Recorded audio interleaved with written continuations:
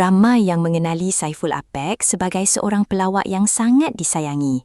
Baru-baru ini, dia meluahkan pandangannya sebagai jawapan kepada persoalan yang sering ditimbulkan orang ramai.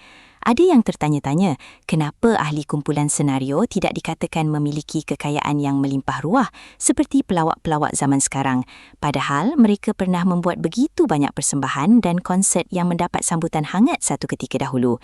Walaupun persoalan itu kedengaran seolah-olah mempersoalkan keadaan hidup mereka, Apek yang kini berumur 57 tahun tidak berasa tertekan atau tersinggung langsung.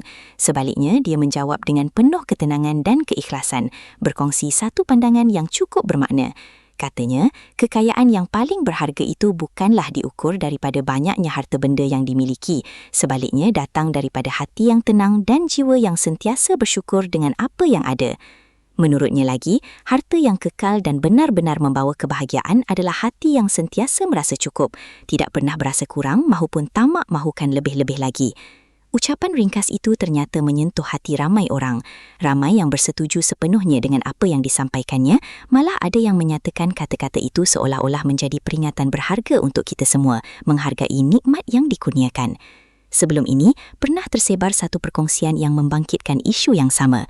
Di situ ada yang membandingkan gaya hidup ahli senario, mengatakan ia tidak semewah apa yang dilihat pada pelawak hari ini.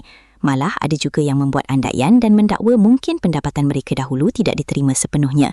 Kononnya semuanya dikawal oleh pihak pengurusan yang menguruskan hal ehwal kerjaya mereka ketika itu. Terima kasih kerana menonton Chua Viral TV.